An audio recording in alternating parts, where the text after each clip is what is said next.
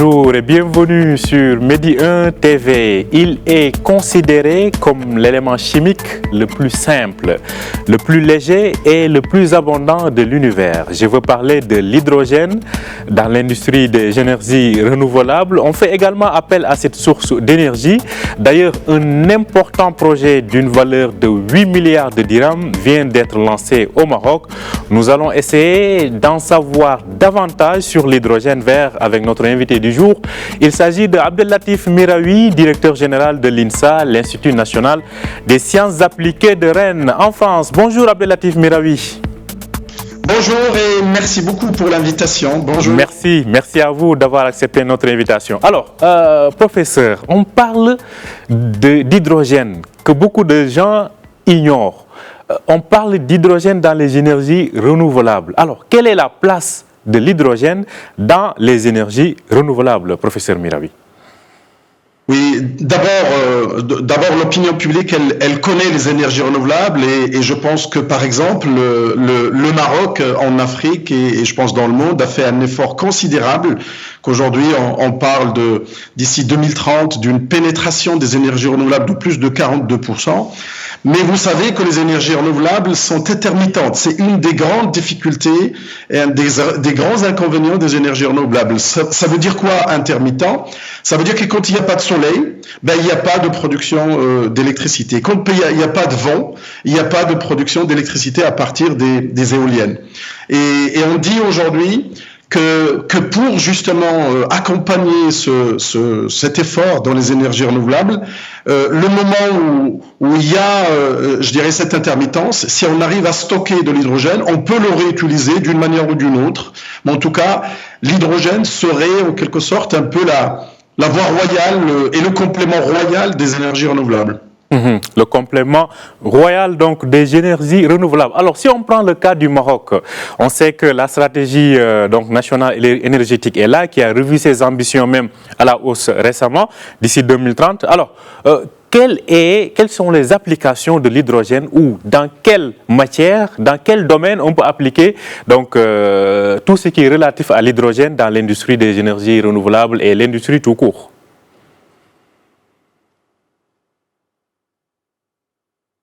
Qui utilise beaucoup d'hydrogène, mais vous avez une industrie qui est l'industrie des phosphates et en particulier chez l'OCP, il a besoin d'ammoniac.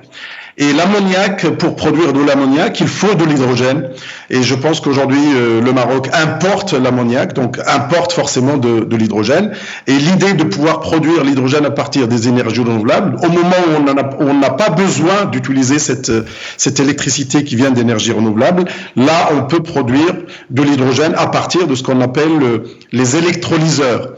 C'est très simple, vous avez un appareil, vous lui rentrez de l'électricité, vous lui rentrez de l'eau, et il casse l'eau, qui s'appelle H2O, et donc vous allez créer de l'hydrogène, et avec cet hydrogène, on produit de l'ammoniac, et c'est pour ça qu'il y a eu une vision très intéressante de la part de l'OCP, de pouvoir produire son ammoniac, et vous connaissez le danger quand on transporte l'ammoniac, le danger quand on stocke l'ammoniac, et je pense aussi que c'était un progrès compte tenu de l'investissement qui est fait dans les énergies renouvelables au Maroc.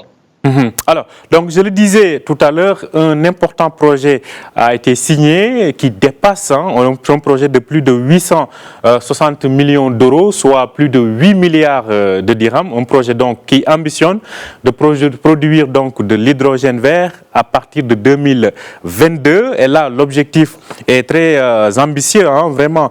De 600 tonnes par an à partir de 2022, on devrait être à environ 10 411 tonnes dès 2025. Alors, selon vous, comment il est possible aujourd'hui de faire du Maroc un acteur important dans la production d'hydrogène vert et d'ammoniac? Alors c'est très simple parce qu'il est lié à l'investissement qu'on peut faire dans les énergies renouvelables. Et puis vous avez vu que ce soit dans la COP 21 ou la COP 22, il y a un engagement de la part de tous les États justement de réduire les gaz à effet de serre. Et par conséquent, l'hydrogène va prendre de plus en plus de place. Si je prends juste le transport, aujourd'hui on parle beaucoup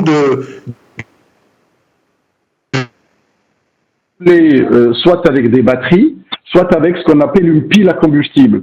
Et la pile à combustible, elle est alimentée par de l'hydrogène.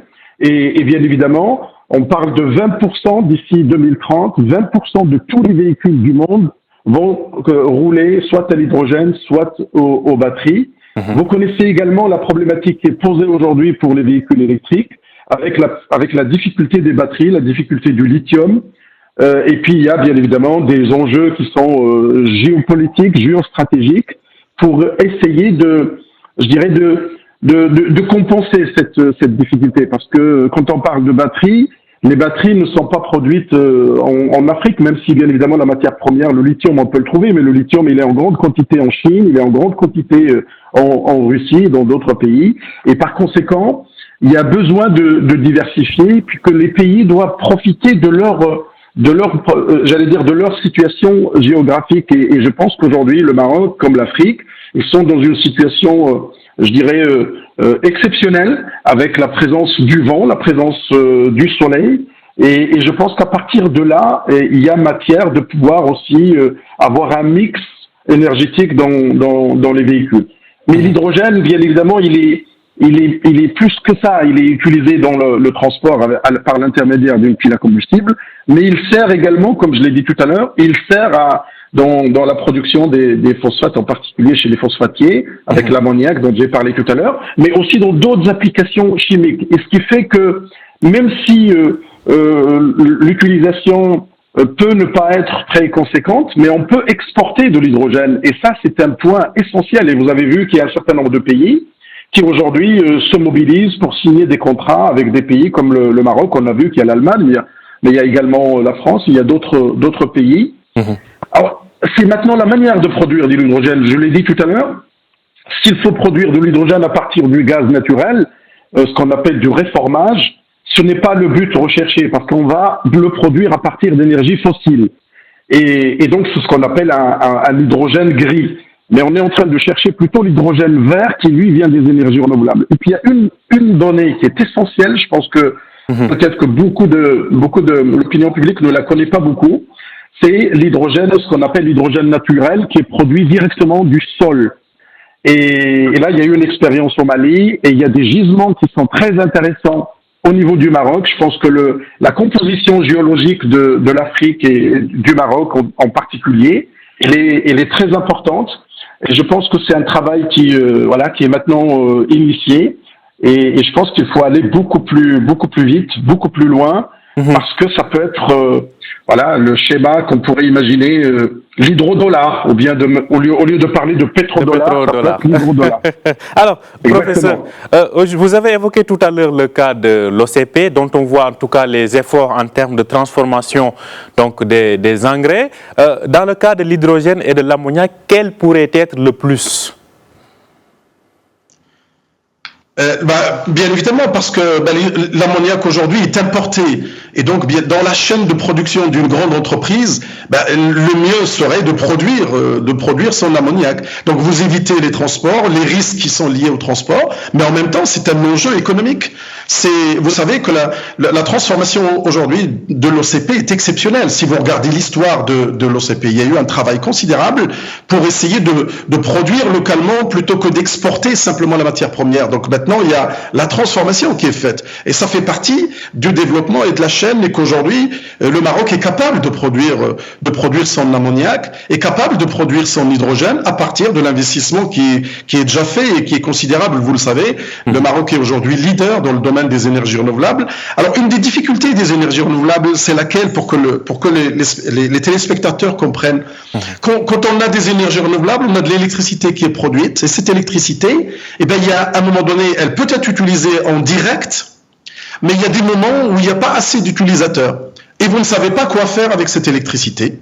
Alors, bien évidemment, vous pouvez la stocker. Dans l'opinion publique, on croit que stocker, c'est juste des batteries. L'équivalent pour éventuellement allumer une petite ampoule. Mais si vous voulez le stocker en grande masse, malheureusement, ça coûte très cher, et puis c'est pas ça l'enjeu économique. Et donc, qu'est-ce qu'on fait ? Bien évidemment, au moment où on n'utilise pas cette électricité qui vient des énergies renouvelables, on produit de l'hydrogène, on le stocke, et puis au moment où on en a besoin, on le réutilise. Et c'est comme ça que ça marche. Et donc, bien évidemment, c'est pour ça qu'on dit que l'hydrogène est vraiment un des meilleurs compléments, un des meilleurs amis des énergies renouvelables, parce qu'il lui permettra de pouvoir produire de l'hydrogène quand on n'a pas besoin d'électricité qui vient des énergies renouvelables, et puis le réutiliser quand il n'y a pas de vent, quand il n'y a pas de soleil, quand il n'y a pas de l'intermittence. Et c'est là où l'enjeu est important. À côté de ça, vous avez aussi le côté industriel. Ça veut dire que vous allez vendre de l'hydrogène, l'exporter à l'étranger, mais vous allez aussi l'utiliser dans votre industrie, l'industrie chimique, mais là en particulier l'industrie phosphatière. Donc là, à vous entendre parler, professeur, en fait, en termes d'exportation, mais aussi de production locale, c'est quelque chose qui va booster en fait non seulement l'industrie productrice, mais aussi les autres industries qui utilisent cette source d'énergie.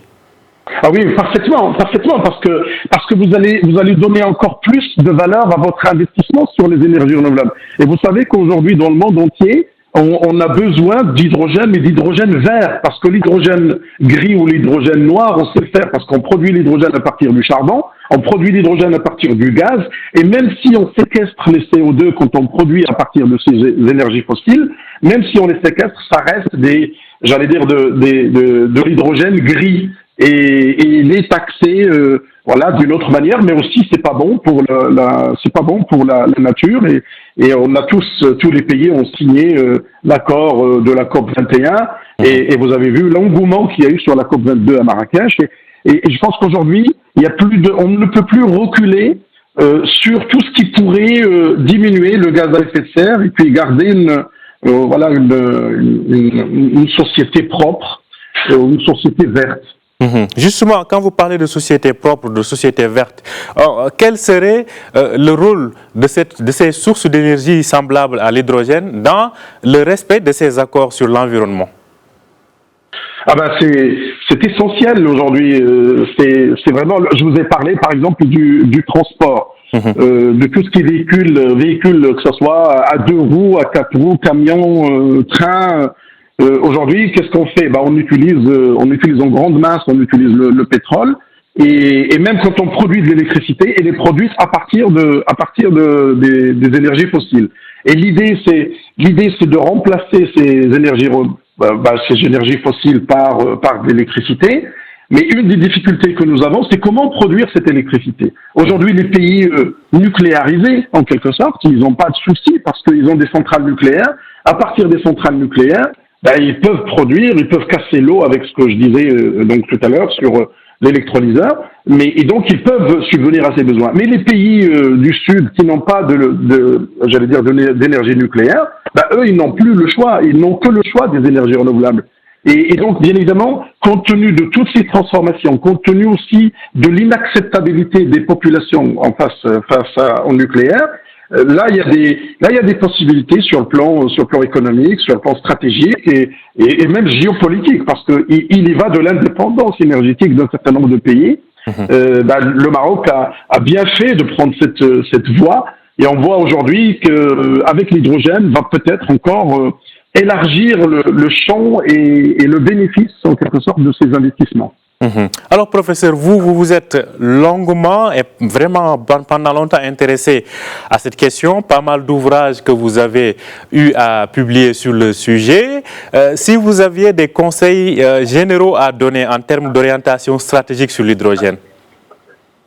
Je dirais que l'hydrogène aujourd'hui est un élément essentiel, que ce soit dans la mobilité, les véhicules électriques, hybrides, etc.